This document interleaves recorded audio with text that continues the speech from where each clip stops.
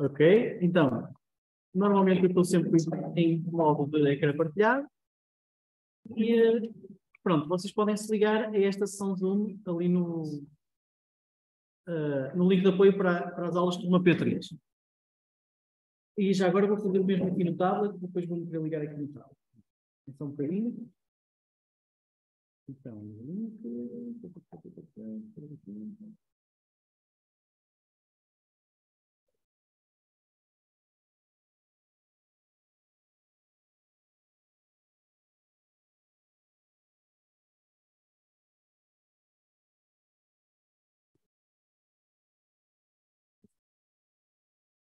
Agora tanto tempo. Esta net está horrível hoje.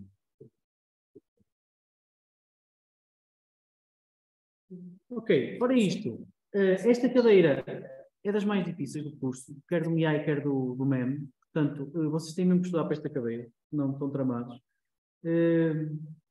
Convém, há trabalhos práticos, acho que são 3 este ano também, e os trabalhos costumam ser bastante puxados, mas a malta que os faz depois diz que aprende muito a fazê-los, ok? Portanto, quando vocês virem o trabalho prático, vão ficar em pânico, toda a gente fica, e uma coisa que vocês não devem fazer, ponto final, é fazer o trabalho com outra pessoa no sentido de aproveitarem código do outro lado. O professor Vítor Santos faz uma verificação automática do código, que é muito inteligente, e basicamente detecta os plágios quase todos que fizerem. Okay? Portanto, se vocês copiarem código do colega do lado, são apanhados. Se copiarem código do colega de há 1 ano atrás, são apanhados. Do colega de há 5 anos atrás, são apanhados. Portanto, a única forma de fazer esta cadeira é mesmo aprendendo e fazendo. É o que eu sugiro. Então, mas não há coisas que a gente ao fazer possam vir a ser parecidas? Tipo... Parecidas sim, iguais não. Escrever código é como escrever um texto. Nunca fica igual. Há pedaços parecidos, por exemplo, pedaços que as pessoas dão nas aulas, e esses pedaços são depois descontados na comparação do código. Mas o que não dá para argumentar é eu estive a fazer o código em casa, o meu colega esteve na casa dele, nós nunca falamos e por acaso o código saiu todo igual. Isso nunca acontece. E normalmente é assim que a malta é apanhada. Olha, a malta é apanhada do género. Vou copiar o código, vou mudar o nome das variáveis. Já foste. Vou copiar o código, vou mudar o nome das funções. Já foste. Vou copiar o código, o programa de verificação de plágio é tão inteligente que dá mais trabalho. Quando você mudar o suficiente para ele não apanhar, já teve mais trabalho do que se esse trabalho sozinho. Ok? Por isso, eu recomendo mesmo. E qual é o problema? Porquê é que eu estou a dizer isto? Porque imaginem que vocês fazem uma coisa por vós. E até pode estar a correr mal, mas quer dizer, tiram um 8, um 10. É um 8 ou um 10, se forem apanhados com plágio, é 0. Ok? Portanto, esta é a minha sugestão. Nunca cedam a essa tentação e ela vai existir. Em alguns casos pode existir. Não cedam a essa tentação. Pronto. Em termos das aulas práticas, que são as minhas, portanto, eu dou só as aulas práticas, estas duas. Eu posso tentar dar uma ajuda nos trabalhos práticos, mas normalmente eu tenho guiões todas as semanas para dar. Portanto, eu tenho matéria para dar todas as semanas, e essa matéria é bastante extensa, portanto, eu não consigo muitas vezes falar todos os exercícios que vou falar nas aulas, que estão no guião das aulas práticas. Vocês têm aqui os conteúdos das aulas, no caso, aulas práticas. E depois aula 1, aula 2 e onde tem mais. Portanto, os guiões são sempre dados com muita antecedência, pelo menos uma semana antes, e a ideia é que vocês estudem os guiões e tentem fazer os exercícios antes de chegar à aula. Okay? É a melhor maneira de aprender. Normalmente a malta o que faz é andar um bocado a rasto, mas aprende-se bem é tentar fazer os exercícios sozinho. Portanto, e isto não é tudo mau, há gente que adora esta cadeira. Portanto, se vocês gostam de programação e por aí fora, acho que vão gostar disto também. Portanto, esta cadeira é sobre processamento de imagem, já vos falei um bocadinho das aplicações de processamento de imagem, desde a indústria até a condução autónoma, passando por aplicações militares e tudo mais. Mas o que é então processamento de imagem? Processamento de imagem é ter um programa de computador que, como entrada, recebe uma imagem, ou várias, e como saída, há de tirar alguma conclusão sobre o que está na imagem. Por exemplo, o número de pessoas que está na imagem, a peça que eu estou a ver está em conformidade, a estrada, esta imagem vem de uma câmara de um carro e a estrada está mais para a direita, vira à direita, coisas do género, ok? Portanto, processar uma imagem é tirar conclusões depois de analisar essa mesma imagem. Mais coisas. Pronto, preparar os guiões. Esta parte logística, eu esqueço-me sempre de qualquer coisa, por isso é que estou aqui a ver se me fugiu alguma coisa. Mas acho que não. Outra coisa. Para estudar, vocês podem estudar os guiões, ou então podem estudar também, ou então não. E também, no YouTube, nós temos um canal, SVPI lá, que tem os vídeos, imensos vídeos, há montes de anos atrás, acho que já desde 2020, por causa da pandemia, e, portanto, o que eu sugiro é que vocês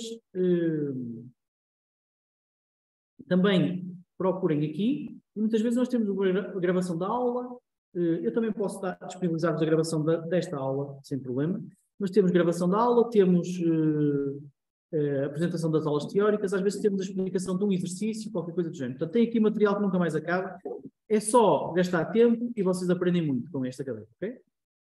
SVPI-UA, no YouTube. Pronto, finalmente, nas aulas práticas, como eu estava a dizer, nós temos um guião, como é o caso aqui, e normalmente o que eu faço, porque não tenho tempo para tudo, é selecionar alguns exercícios e dizer, olha, este é o mais difícil, vou falar deste. Aqui este tem aquela rasteira, vou falar daquela. Mas eu não estou aqui, não contem que eu venha para aqui fazer o guião e os exercícios todos do início ao fim. Não, eu venho-vos dar umas dicas sobre aquilo, sobre aquilo outro. Se as dicas que eu dou são aquelas que eu acho mais interessantes, das coisas mais difíceis, ou então, melhor ainda, vocês chegam cá e dizem, olha, eu estive a ver e não percebi nada disto. Explique-me este, explique-me aquele. Assim é melhor ainda, ok? Portanto, usem as aulas práticas para tirar dúvidas, o mais que quiserem. Mas para isso, claro que têm que preparar antes, não é na semana seguinte, dizem, tenho dúvidas sobre a semana anterior, isso não. Acho que é isso. De resto, não me lembro agora de mais nada. Vamos começar, se calhar, por falar... ok, metodologias. Como é que, então, nós fazemos código para esta cadeira? Até para depois entregar. Nesta cadeira, a forma de fazer código é usando um template, porque, reparem, nós vamos ter vários exercícios por cadeira, e o que nós vamos por vários exercícios em cada aula, e o que nós vamos fazer é qualquer coisa deste género. Vou desenhar aqui. Então, no nosso disco, alguns devemos ter uma coisa chamada SVPI, uma pasta. Dentro dessa pasta, devemos ter teóricas. Se calhar, cortem de lá o acento, porque não convém ter acentos nestas coisas. Os acentos são má onda.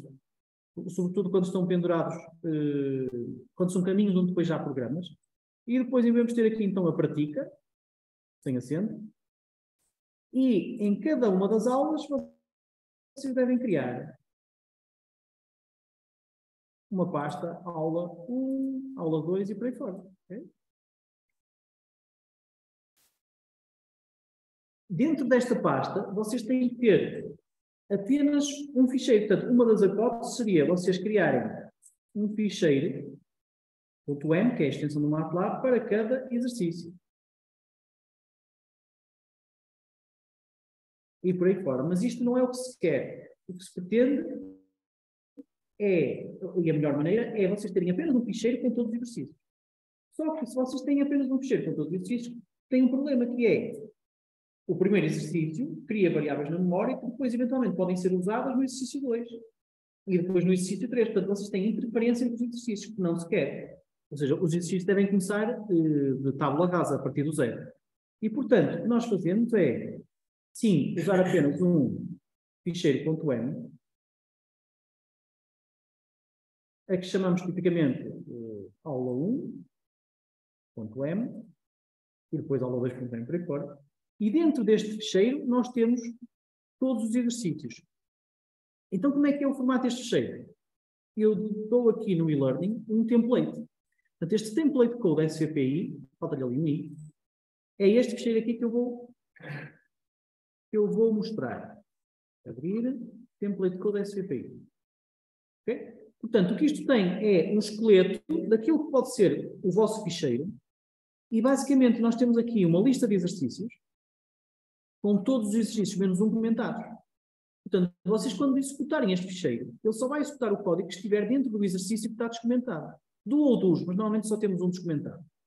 Ou seja, por exemplo, se eu quiser correr o exercício A, eu vou aqui, descomento esta linha e comento aquela.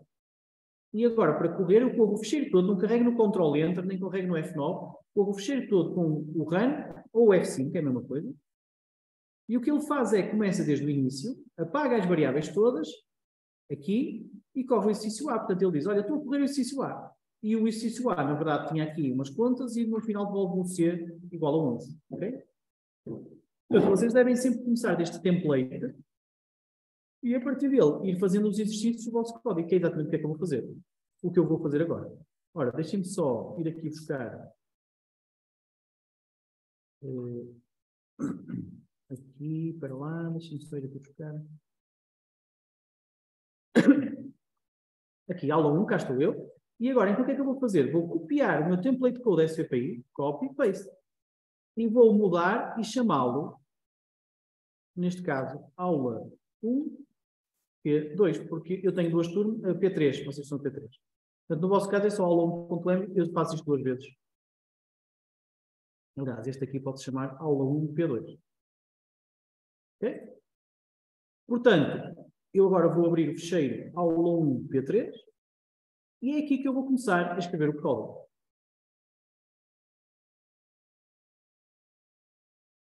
Este é o procedimento. Há apenas, em relação àquilo que eu estava a explicar há bocado, há apenas uma exceção, que é a seguinte. Que é a seguinte. Às vezes eu posso ter aqui mais do que um ficheiro, quando na verdade aqui tenho funções. Funcão 1.m. Okay? As funções em MATLAB são sempre escritas, ou maioritariamente escritas, em ficheiros separados. E por isso, as funções que às vezes nós vamos pedir para criar, essas sim devem ser em ficheiros separados. Portanto, tipicamente vocês podem ter ou só o ala 1.m, ou a funcão 1 e a funcão 2.m, e no final vocês fazem um zip, no final da aula, fazem um zip disto, zip, e mandam para o e-learning. Já vos disse, atenção, à 1 da tarde isto fecha. Portanto, vocês façam isto a partir de 15 minutos antes da aula acabar. Senão, porque depois normalmente fazem o zip, depois o zip é grande demais, depois o zip não dá, depois não tem o zip, tem que ser o RAR, depois o RAR não funcionou, depois não sei o quê, depois, agora consegui. Já não consigo, já passou o tempo, já passou o prazo. Ok? Portanto, não se esqueçam de fazer isto até 10 minutos no máximo antes da aula acabar. E isto é a organização, então, da estrutura de diretórios, para resolvermos os exercícios da prática. E acho que agora, sim, não me falta mais nada, vamos tratar da prática. Então, ponto número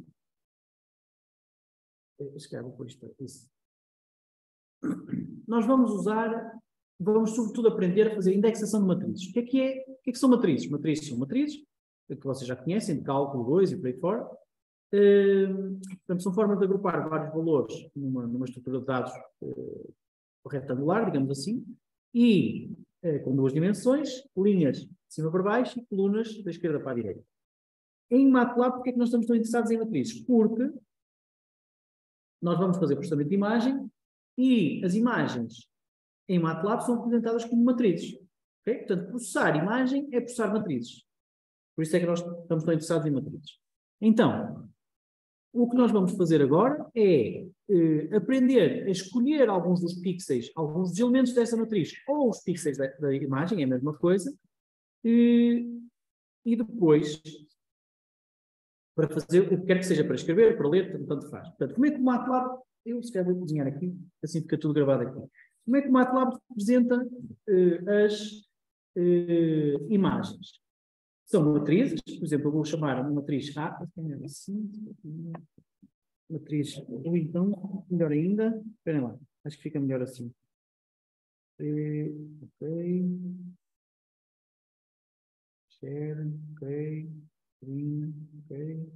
E agora aqui. E agora aqui. Não consigo criar uma. Tenho que editar. Isso. Então, como é que o MATLAB representa? Então, imaginem, temos aqui uma matriz. E esta matriz há de ser matriz A. E então, esta matriz vai ter o quê? Vai ter várias linhas e várias colunas. E cada linha e coluna há de ser um elemento, não é? Cada valor concretizado de linha e coluna há de ser um elemento. Nas imagens, as colunas são sempre representadas da esquerda para a direita colunas. E isto é também a dimensão X. Isto é uma coisa que confunde um bocado. Porque normalmente nós estamos habituados a que o X seja primeiro, é XY, dizemos sempre XY. Mas nas matrizes nós dizemos sempre linha, coluna, portanto, na verdade, estamos a dizer YX.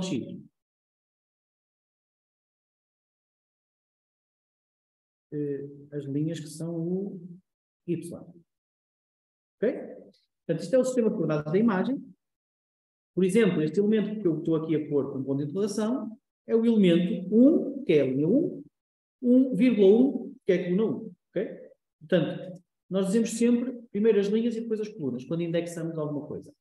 As imagens, as matrizes, como é que elas são analisadas ou como é que elas são interpretadas em função dos valores que lá estão? Ou seja, se é uma matriz tem lá valores. Se tiver aqui um 7, o que é que isto quer dizer em termos de imagem? O 7 que cor é? Okay?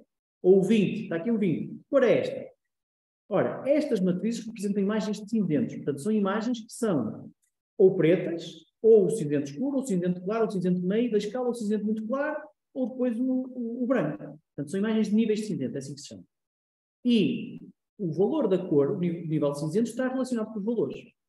Mas a forma como se interpretam os valores depende do tipo de variável que estamos aqui. Portanto, a matriz pode ser do tipo double. Ou vamos começar, se calhar, por outro tipo, que acho que é mais fácil. Pode ser do tipo o int8. É o tipo standard. Então, o que é um tipo int8? U quer dizer unsigned. Int quer dizer integer. 8 quer dizer 8 bits.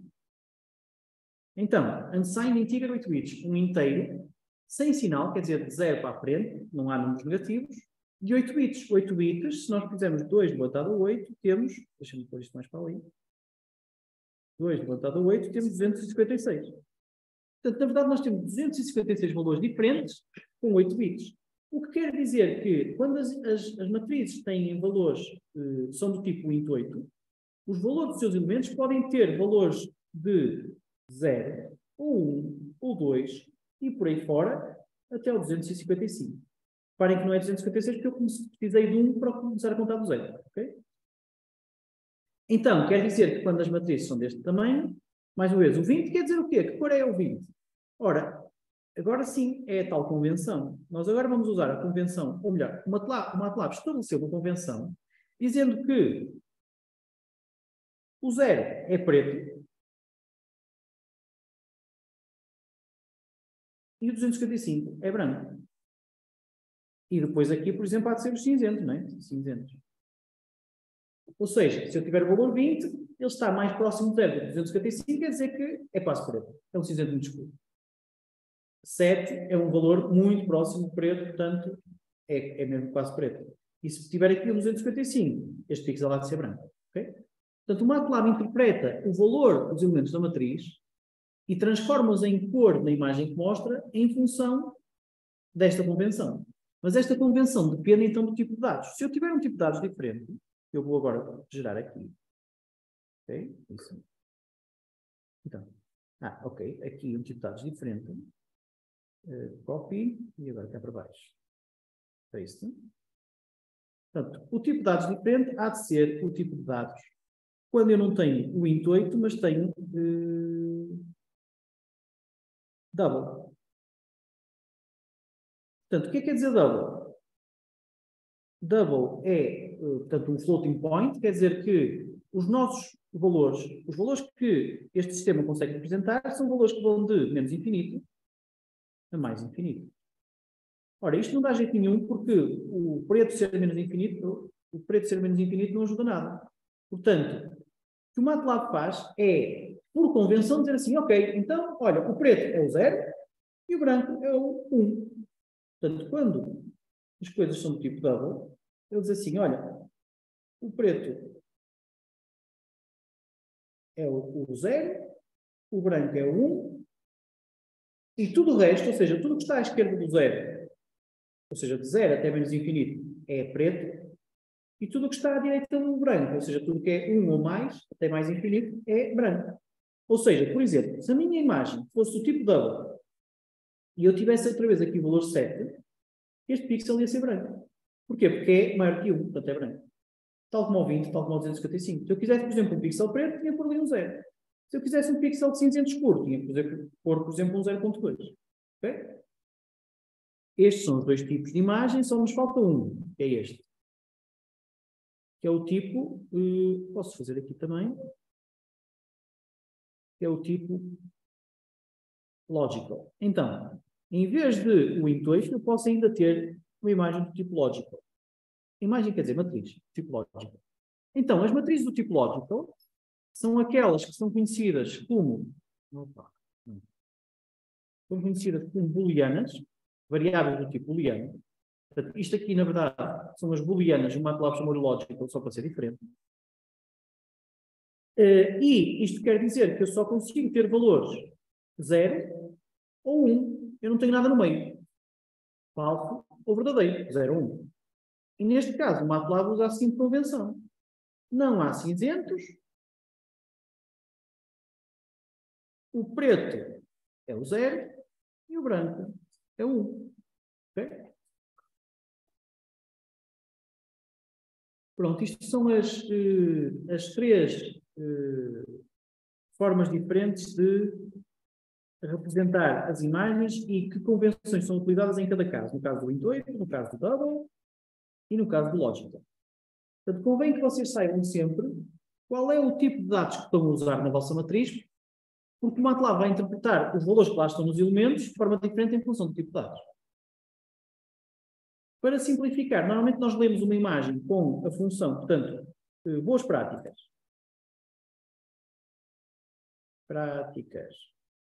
Normalmente o MATLAB lê uma imagem com uma função chamada im, de image, read. E aqui pomos o caminho para a imagem. Ora, esta imagem, igual a imread, vai ser de que tipo? Não sei bem. Não sei se é double, se é o into-eixo, se é lógico. Fico sempre na dúvida. E então, como boas práticas, nós vamos dizer assim, olha, o melhor tipo para usar é sempre o double, é o nosso preferido. Portanto, nós vamos garantir que todas as imagens que usamos nos nossos programas são do tipo double, acrescentando aqui uma função chamada im2double. Portanto, sempre que lemos uma imagem do disco, logo a seguir convertemos essa imagem para double, e esta função im2double é inteligente porque se a imagem for lógica, ela converte para double. Se for double, ela deixa de estar como está. E se for um into-eixo, também converte para double. Okay? E assim garantimos que todas as coisas todas as variáveis que estejamos a usar são do tipo double entre 0 e 1. 0 é preto, 1 é branco. Entre 0 e 1 é o cinzento. Dúvidas? Alguma? Ok, então vamos continuar. Deixem-me passar para o outro lado agora.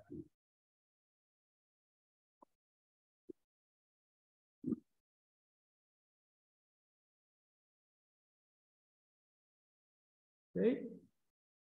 Isto é para sair, acho. Isso. Então, vamos começar aqui com os exercícios. Isto aqui é a explicação que eu estava a dar. E agora vamos fazer aqui. Vamos começar com o exercício 1. Então, como nós vamos fazer o exercício 1A? Vamos criar uma matriz, não vamos carregar do disco, vamos criá-la. Então, no exercício 1A, como é que eu vou correr? Primeiro, tenho que ter aqui isto descomentado, e agora eu só tenho que pôr aqui o meu código. Portanto, vou tirar aqui isto, e é só correr este código, e já estou a correr o código do exercício 1A, que neste momento não tem nada, se não dizer estou a correr o exercício 1A. Portanto, A igual a zeros. Zeros é uma função do MATLAB que eu vou-vos mostrar. Help, zeros. Todas as funções do MATLAB têm um help. E basicamente as funções podem ser usadas de várias maneiras diferentes. A que estamos a usar neste momento é aqui o MN. O MN vai fazer uma matriz de M por N zero. M linhas por N colunas, tudo zero. Portanto, eu vou fazer de 100 linhas 200 colunas, porque é o que está no enunciado, com zeros.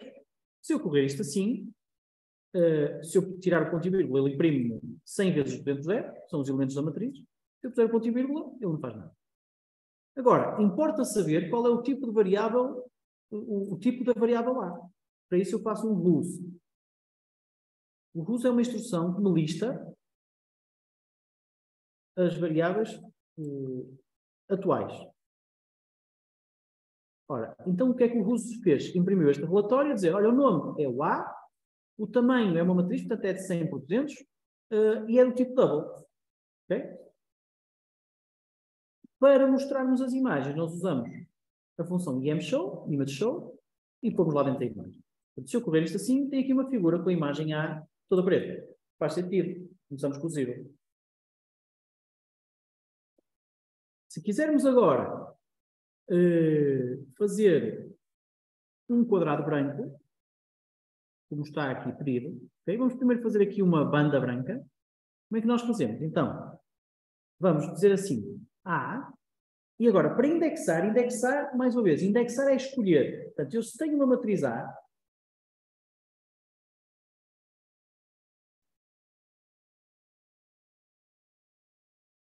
e se quer escolher estes aqui, então quer dizer que eu quero escolher a linha 1, 2, 3 e também a linha 4 e depois as colunas 1, 2, 3, 4 e 5, certo?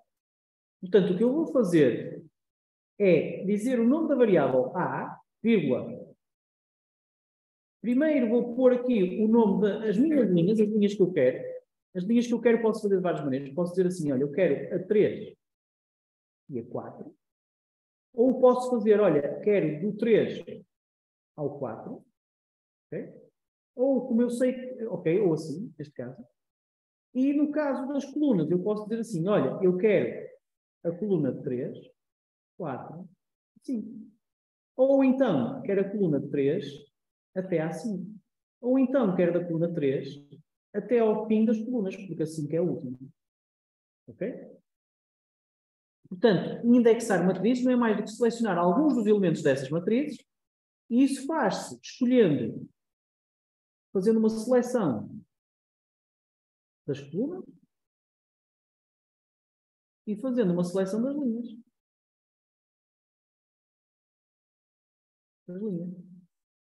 Ok? Faz sentido? Se tiverem dúvidas, já sabem, vão chateando, não esperem. A ideia é mesmo interromperem sempre que quiserem. E se precisarem de mais tempo a processar, também é só ver, calça um bocado. Então, neste momento, se eu quero fazer um retângulo, eu tenho aqui a minha imagem, que tem de 1 até 100, de 1 até 200. Se eu quero fazer aqui esta banda, vamos dizer que isto começa em 30, vai até 70, aqui começa em 50 e ali vai até, já não me lembro, 90. Ups, não. Vamos dizer para... ok, vamos dizer para já que esta banda é toda. Portanto, se eu fizer A de linhas é que são, olha, de 30 a 70, de colunas é que são todas, 2 pontos é todas, igual a 255. Se eu fizer agora ImShow de A, vejam lá o que é que aconteceu. Eu tenho a minha matriz, a minha imagem com uma banda branca. Porquê? Porque eu disse que era da linha 30 a 70, mas as colunas são todas. Se eu agora disser que quero da coluna 50 a 90, já tenho um quadrado.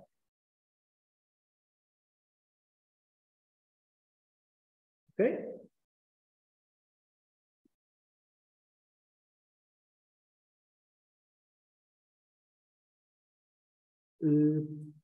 Ok, avanço. Se vocês não têm dúvidas, vou avançar. Então, agora imaginem que eu quero fazer um outro quadrado ali ao lado. Ok? Portanto, se eu quero fazer um quadrado ali ao lado, vou fazer este quadrado com...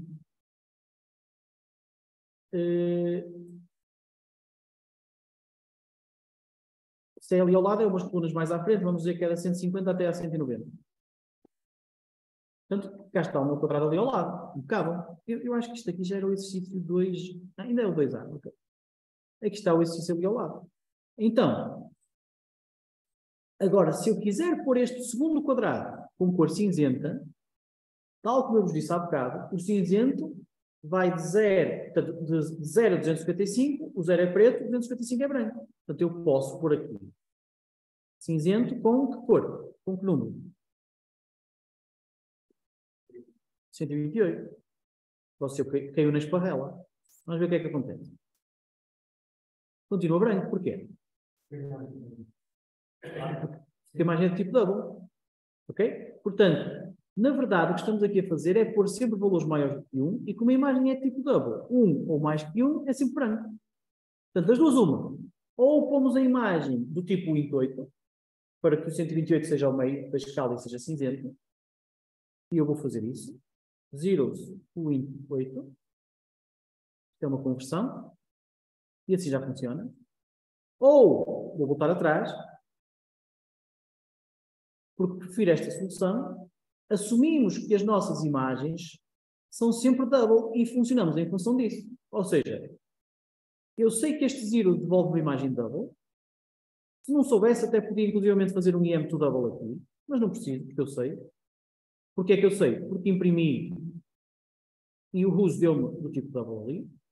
E depois uso a convenção de, não, eu vou usar sempre doubles. Portanto, se é 255, eu quero é branco ali, então é 1.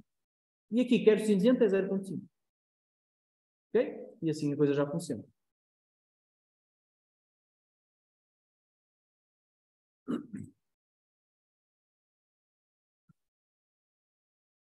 Pronto, isto sobre o tipo de dados e como é que o IMShow, o MATLAB, interpreta os dados e mostra as cores em função dos valores. Deixem-me ver aqui o que é que vem a seguir.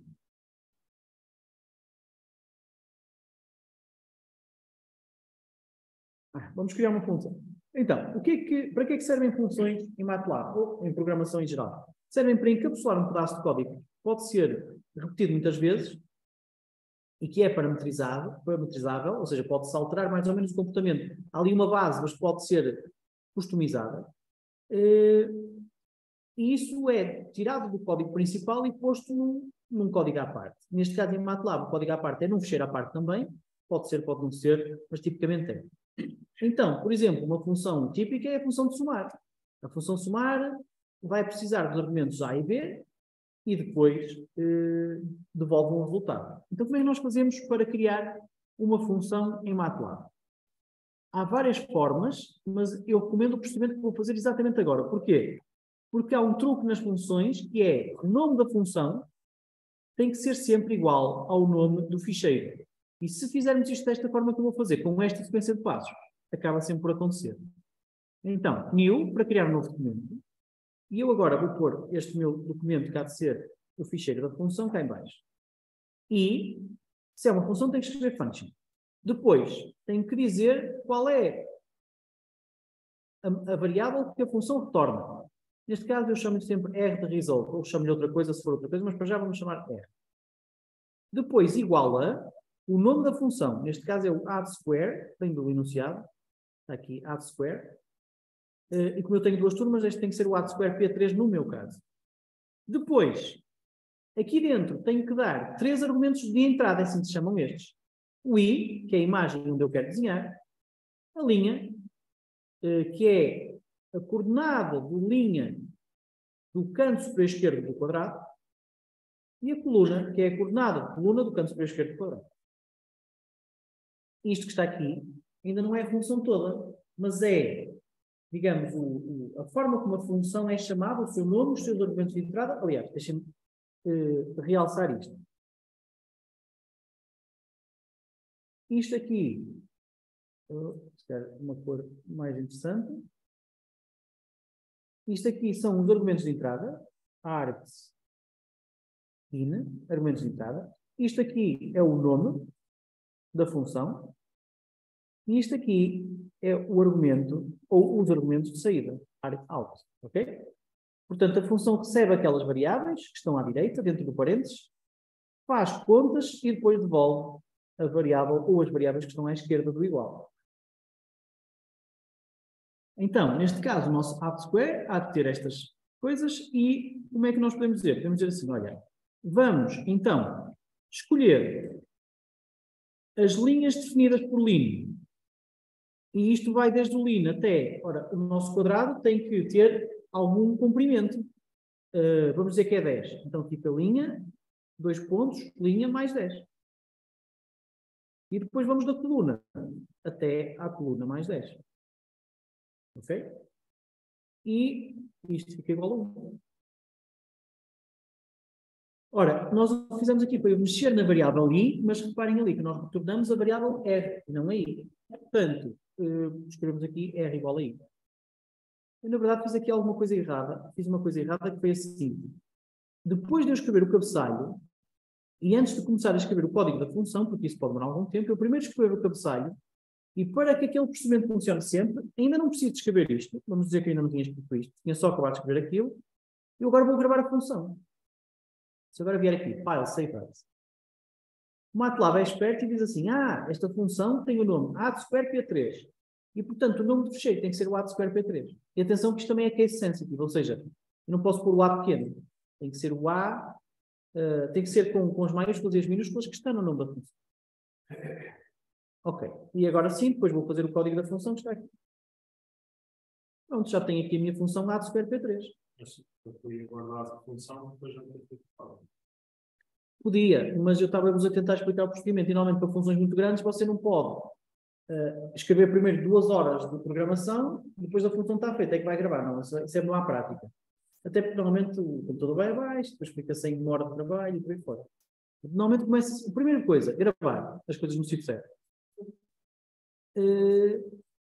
Ok, dito isto, o que é que nós agora temos que fazer? Deixa eu ver o que é que diz aqui. Agora que temos uma função, o que nós queremos fazer é chamar essa função. E isto é o exercício 3b. Portanto, eu agora vou aqui, vou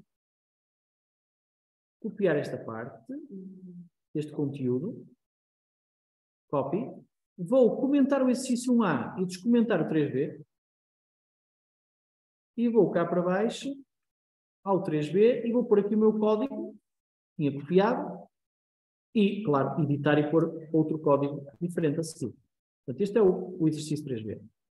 Então, começo por criar uma imagem de 100 por 200, boa. Depois aqui estava a criar os meus quadrados à mão. Agora não é à mão, é chamando a função. Portanto, eu posso dizer assim, a square, P3. Qual é a imagem onde eu quero pintar os quadrados? A imagem A. Onde é que eu quero pintar os quadrados? Opa, na coordenada 30, 5, 40, estou a inventar. E depois de pintar, isto vai para que variável? Ora, vai para a variável A. Ok? Se eu correr isto, eu já tenho ali uma imagem preta com um quadradinho. Neste caso, um quadradinho pequenino de 10 por 10.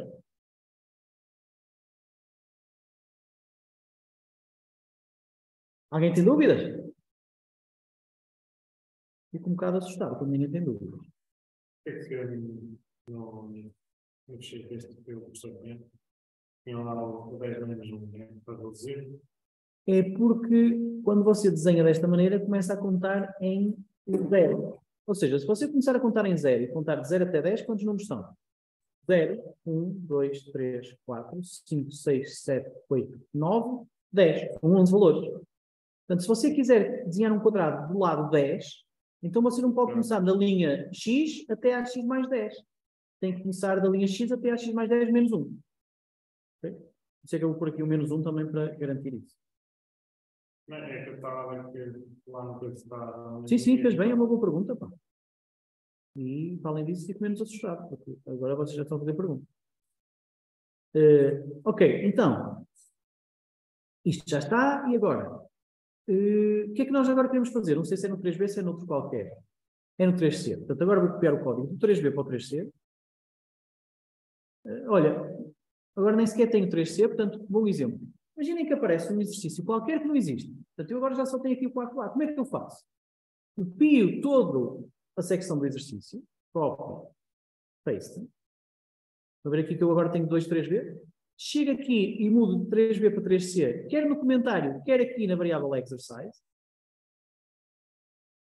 E depois tenho que ir lá em cima e tenho que acrescentar aqui uma entrada para o 3C e dizer que eu quero correr porque ele é o único que não está comentado. Ok? Portanto, vamos voltar ao código do 3C. Está aqui. Se eu agora correr isto, ele diz assim, executar o 3C e desenha ali um quadrado. Depois, claro, ainda só copiamos e ainda não fizemos mais nada. Agora, o que é que nós queremos no 3C? Queremos desenhar vários quadrados, não só umas várias, ao longo das colunas. Portanto, o que nós temos que fazer é, de alguma forma, chamar esta função add_square para coordenadas de coluna diferentes. Ou seja, tenho que chamar o add-square para 40, o add-square para 60, depois o add-square para 80, o add-square para 100, sorry, não é 1000, é 100, e para 120 e por aí fora. Por exemplo, se eu fizesse isto assim, já tinha vários. Só que se eu agora quiser fazer 30 quadrados, não vou pôr aqui 30 coisas. É função. Não, cria um ciclo. Portanto, instruções repetidas são feitas em ciclo. Portanto, o que eu tenho que fazer aqui é um ciclo, que é um for. Okay? Portanto, for o quê? O que é que está aqui a variar de uma chamada para a outra? É o... Linhas, colunas. É o limite. Não, é as colunas. Mas a linha não é o... Então, eu estou a desenhar aqui, depois mais para ali, depois mais para ali. Estou a variar a coluna. A linha é sempre a mesma. Eles estão sempre na horizontal, estão sempre naquela horizontal. Faz sentido, não, João? Não, estava a confundir com aquele esquema que o professor fez, que primeiro linha ao limite.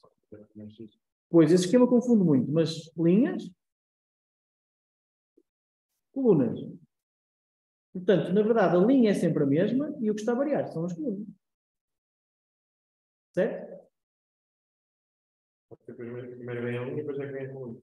Primeiro vem a linha, primeiro vem o Y, depois o X. Mas isso confunde um bocado. Mas você sabe que as linhas são sempre as fatias horizontais e as colunas são sempre as fatias verticais, ok?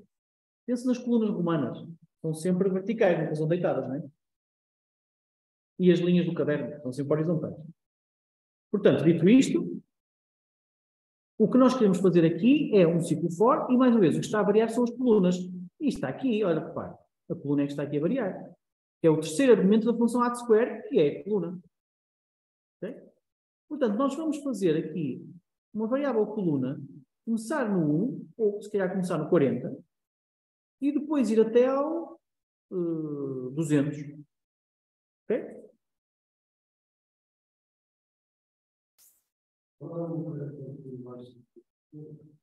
Tem um, desculpa?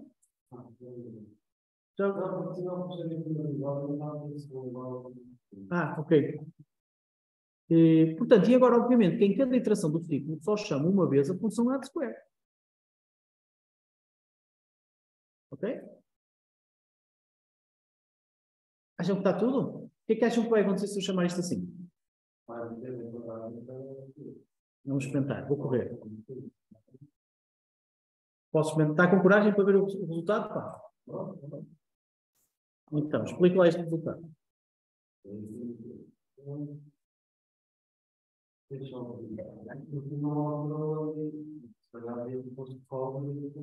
É isso mesmo. Portanto, eu agora tenho que chamar esta função com colunas variáveis e não com aquelas. Pronto, agora posso correr outra vez, Henrique. Ainda não vou largar. Pá. Agora vou espremer até ao fim. E agora? O que é que aconteceu?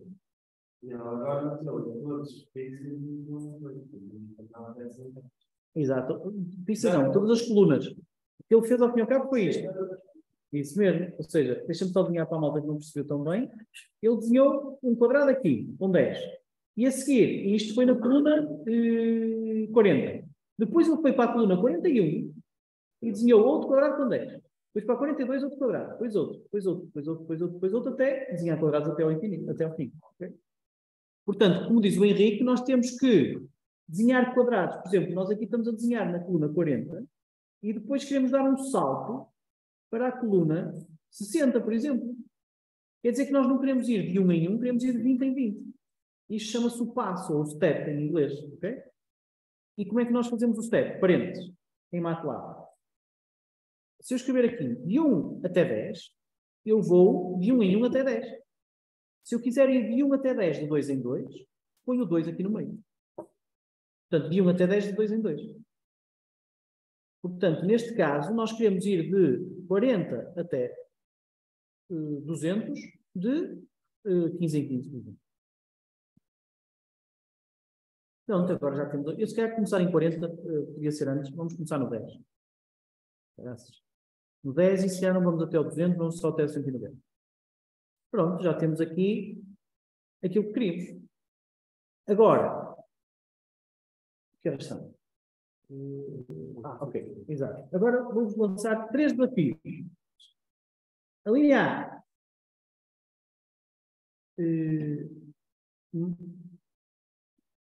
A linha A, quadrados na vertical. Ou seja, o que eu quero é não ver quadrados apenas na horizontal, mas também ver quadrados na vertical. É fazer a mesma coisa. Você faça já, João. Depois do desafio, não, mas espera lá. A linha B. Quadrados de tamanho variável. Ou seja, eu queria que vocês sorteassem para cada quadrado que vão desenhar o seu tamanho entre um tamanho 5 e um tamanho 15. Portanto, ele pode ter no mínimo 5, no máximo 15 de tamanho. E cada quadrado vai ter um tamanho diferente. A linha B, a linha C, sortear a cor. Ou seja, este quadrado, por exemplo, aqui, tem todos os seus pixels a 1. E por isso é que é branco. Mas eu queria que o quadrado ali, por exemplo, fosse sorteado também a sua cor e fosse cinzento.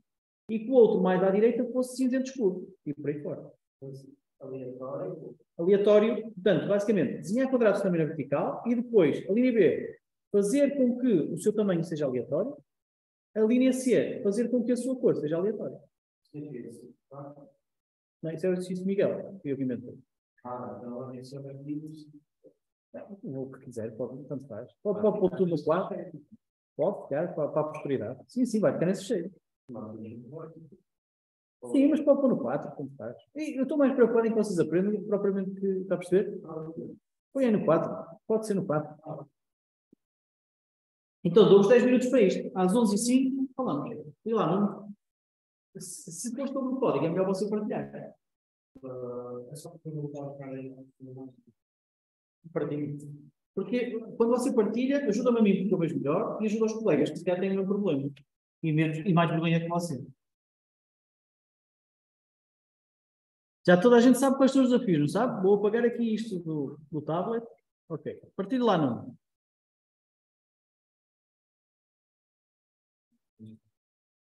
Não está?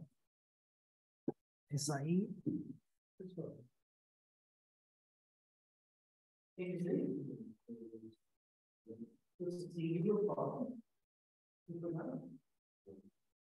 Deixa-me preparar a minha partida.